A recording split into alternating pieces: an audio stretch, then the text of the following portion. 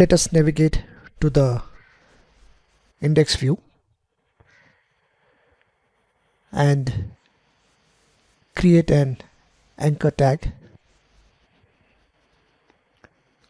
This will help us navigate to the add new products view that we will create in a short while.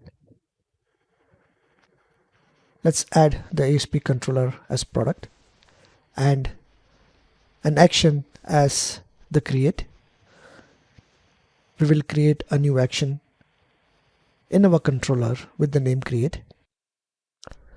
Let's add some classes to give a look of a button to the anchor tag. Let's also surround our anchor tag with a div.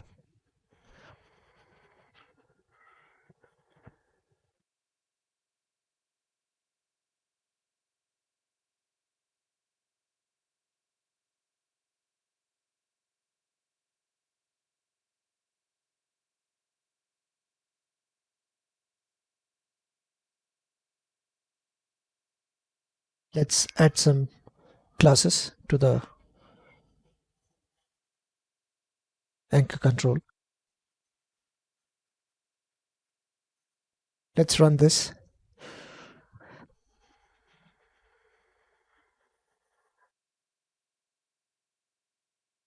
So we can see that we have a new create new button. Let's create a new view to add new products. We will copy the index method and replicate this. So we will create a new create action method. Let's remove the unwanted data from this method and let us return a view.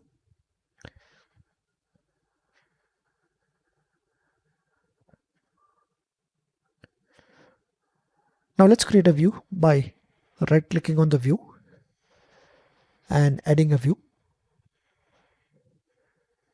So we will be adding the empty razor view.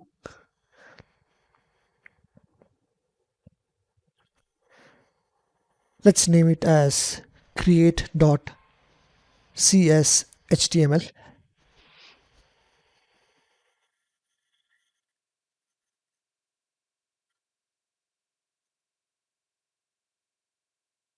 So we have a new view created.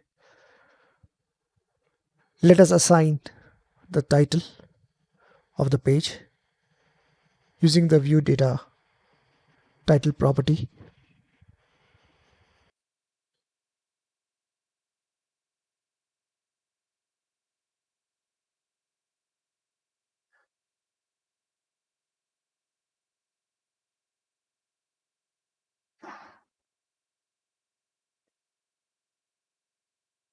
Let's also have our products model registered on this page.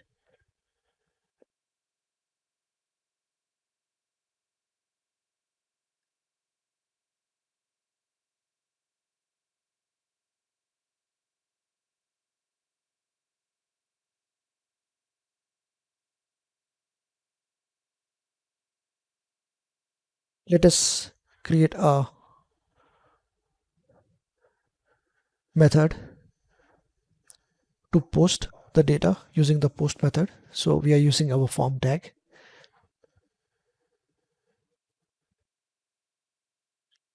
As we can see that we have our action method create.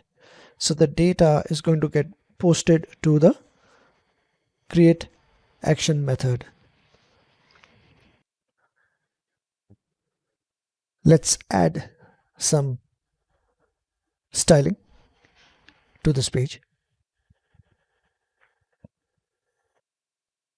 Let us create a label and an input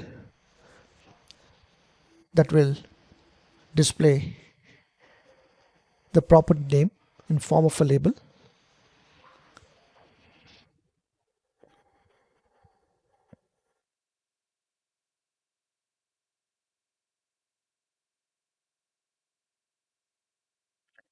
So the ASP4 helper tag in the label is going to print the property name, while when we are using it with the input, it is going to hold the value for that particular property.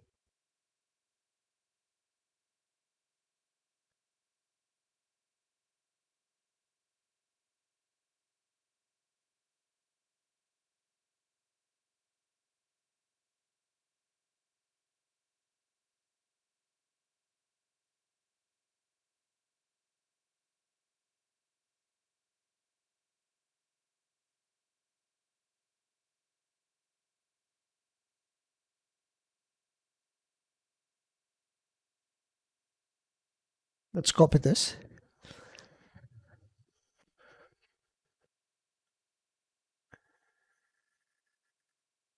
and create a submit button to post the data to our create action method.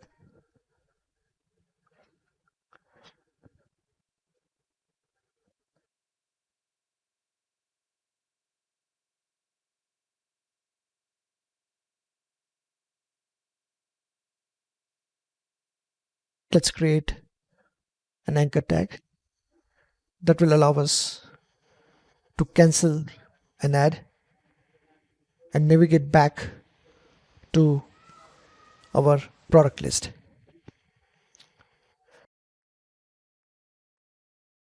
Let's also create the input for the category ID.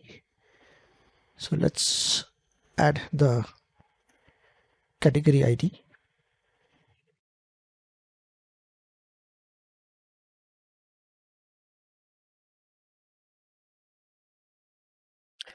Let us run our application and see how the form looks.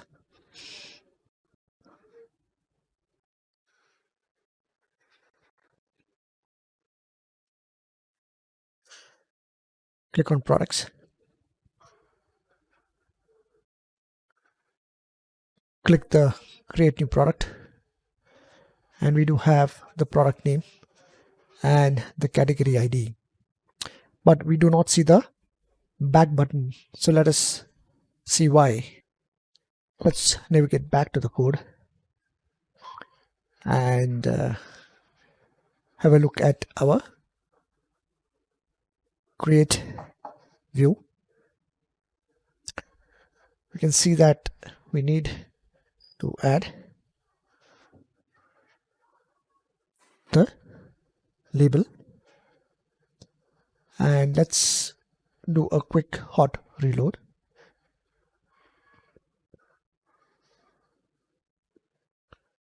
So we can see we have a back button.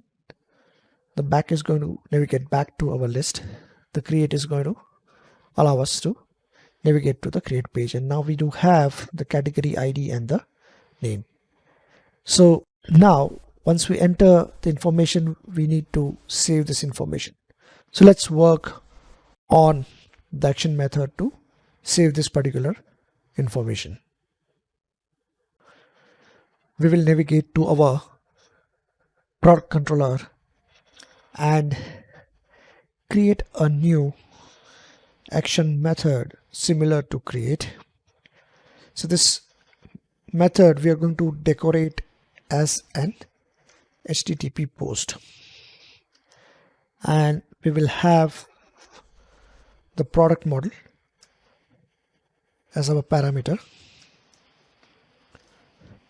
to this action method. We will also decorate this method with a validate anti-forgery token. Now this decoration is required in order to prevent the cross-site scripting. So let's write the code to save the data in the database. We already have our DB context available to us via the dependency injection concept. So let's use our product model to add the product and save this information in our database. We are going to be using the save changes method. Once this is saved, we would like to navigate back to our product details page. So in order to do that, we can use the redirect to action, and we can specify where do we want to redirect. So we are going to call our index method, and that's going to populate the products in the list. So let's compile this. Now before we run this, let's go back to our product model, and we can see here that we are getting some warning that the category non-nullable property category must contain a non-null value when existing constructor. Consider declaring the value as nullable. So let's do that by making this property as nullable. Let's compile this, run the solution. Let's go to a product, create a new product. So let's create one.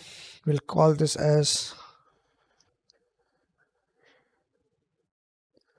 and we need to assign a valid category. So we have two categories represented as 3 and 4. So let's create a product under the category 3 and save this product. Okay, so now we can see that our product is registered in the database, and as a result of that, we can also view that particular product in our list.